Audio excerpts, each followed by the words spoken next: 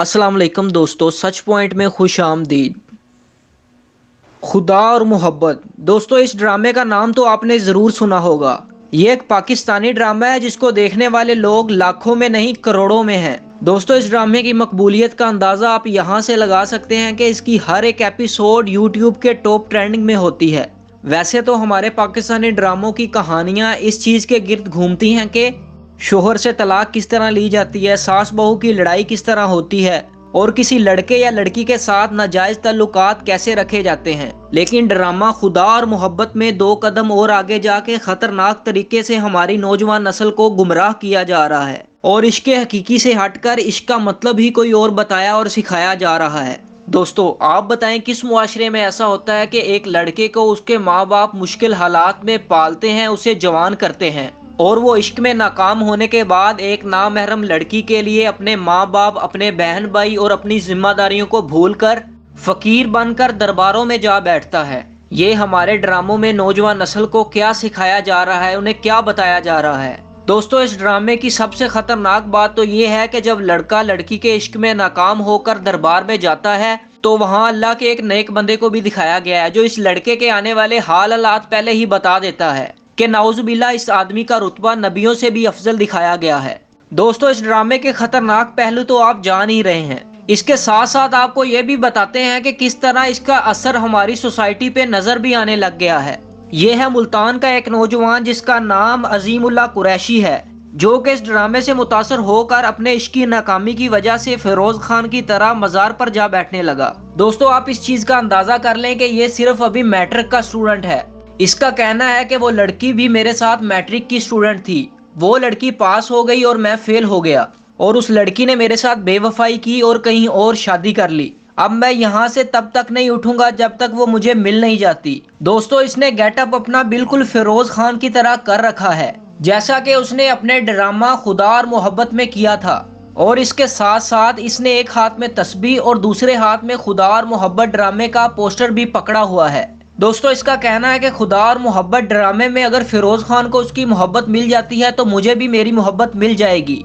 हम अपने ड्रामों में नौजवान नस्ल को ये पैगाम दे रहे हैं कि अगर आप मोहब्बत में नाकाम हो जाएं तो दरबारों में जा बैठें और अपने माँ बाप, बहन भाई और जिम्मेदारियों को छोड़कर उस नामहरम लड़की की खातिर अपनी जिंदगी तबाह कर लें। यकीनन आप में से कुछ दोस्त मेरी तरह पाकिस्तान के ड्रामा नहीं देखते होंगे और उन्हें खुदा और मोहब्बत के ड्रामे की कहानी तक नहीं पता होगी। चले आए दोस्तों, आपको इस ड्रामा खुदा और मोहब्बत की कहानी बताते हैं कि इस ड्रामा में है क्या। दोस्तों, इस ड्रामे की कहानी माही नाम की लड़की और फरहद नाम के लड़के के गिर्द घूमती है। माही एक जागीरदार की बेटी होती है जबकि फरहद इनके घर में नौकर होता है। अब माही एक शादी की तकरीब में अपना एक काम निकलवाने के लिए फरहद से झूठ मूठ की दोस्ती कर लेती है और फरहद इस बात को सच समझ लेता है और माही से मोहब्बत करने लगता है और उसे ये लगता है कि माही भी उससे मोहब्बत करती है। अब जैसे ही शादी की तकरीब खत्म होती है तो माही फरहद को बताए बगैर अपने घर चली जाती है और फरहद माही के पीछे उनके घर तक चला जाता है। अब यहाँ माही और फरहद की कई मुलाकातें दिखाई गई हैं।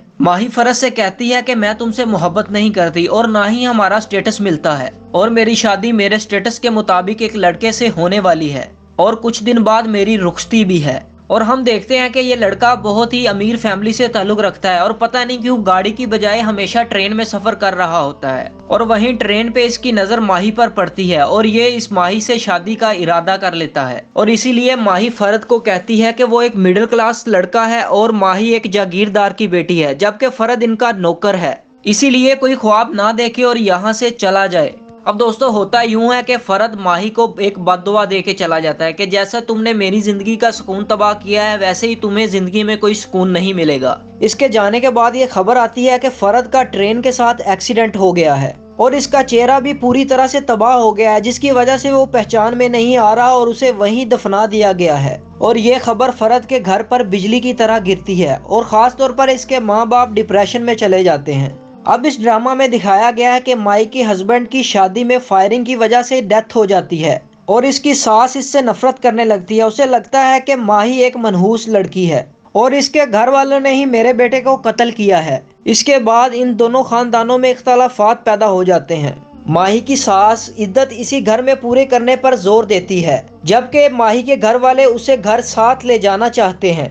अब माही को लगता है कि ये सारी मुसीबतें फरहद की बददुआ की वजह से आ रही हैं اور وہ خود کو قصوروار سمجھتے ہوئے اسی گھر میں رہنے کا فیصلہ کرتی ہے۔ اب اصل سسپینس اس ڈرامے میں تب آتا ہے کہ جب دکھایا جاتا ہے کہ فرد مرا نہیں ہوتا بلکہ دنیا داری اور سب کچھ بھول کر مزار میں رہنے لگتا ہے۔ اب اس ڈرامے کی سب سے گھٹیا بات اور سب سے گھٹیا سبق تو یہی ہے کہ جب ایک لڑکی اس لڑکے کے ساتھ رہنا ہی نہیں چاہتی تو کون سا معاشرہ، کون سا قانون یہ اجازت دیتا ہے کہ وہ زبردستی اس کے ساتھ رہے؟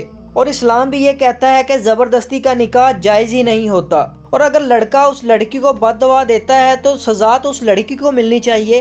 لیکن اس ڈرامے میں دکھایا گیا ہے کہ سزا فرد کے ماں باپ کو اور اس لڑکے کو جو مر چکا ہے اور اس کی ماں کو مل رہی ہوتی ہے، اور لڑکی جس کو بد دعا دی گئی ہے اسے کوئی فرق نہیں پڑ رہا اور وہ ہنسی خوشی رہ رہی ہے۔ اور سب سے بڑا سوال تو یہ پیدا ہوتا ہے کہ بنا کسی محرم رشتے کے بد دعا کیسے دی جا سکتی ہے؟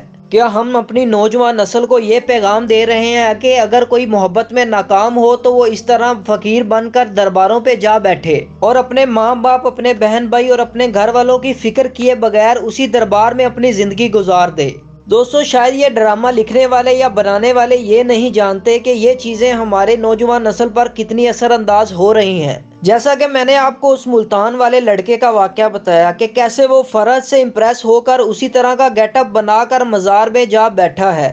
دوستو، فرد ایک ڈرامائی کردار ہے، یقیناً آپ اس کردار سے کنیکٹ نہیں ہو سکتے کیونکہ دوستو ڈرامائی زندگی اور حقیقی زندگی میں بہت زیادہ فرق ہے۔ سب سے زیادہ دکھ تو مجھے اس بات کا ہوا کہ کس طرح اس آدمی کو اللہ کا نیک بندہ دکھایا گیا ہے، کہ کس طرح یہ فرد کو آنے والا حال اس کو پہلے بتا رہا ہے۔ دوستو، نعوذ باللہ، یہ بھی بہت بڑا شرک ہے جو کہ اس میں دکھایا گیا ہے، کیونکہ دوستو انبیاء کرام کو بھی وہی علم ہوا کرتا تھا کہ جو اللہ تعالیٰ جبرائیل کے ذریعے ان کو بتایا کرتے تھے۔ دوستو، یقیناً ہمیں ان ڈراموں کا بائیکاٹ کرنا ہوگا، نہیں تو یہ ہماری نوجوان نسل پر بہت گہرا اثر ڈالے گا اور آہستہ آہستہ ہمارے معاشرے کو کھوکھلا کر کے تباہ کر دے گا۔ دوستو، میں نے اپنے خیالات آپ کے سامنے رکھ دیے، اب کومنٹس میں آپ بھی اپنے خیالات بتائیں کہ آپ اس ڈرامے کے بارے میں کیا سوچتے ہیں، کہ واقعی یہ ہماری نوجوان نسل پر اثر انداز ہو رہا ہے یا نہیں؟ ہمیں آپ کی رائے کا انتظار رہے گا، اور ایسی ہی مزید انٹرسٹنگ اور انفارمیٹیو ویڈیوز دیکھنے کے لیے ہمارے چینل سچ پوائنٹ کو سبسکرائب کریں۔ شکریہ۔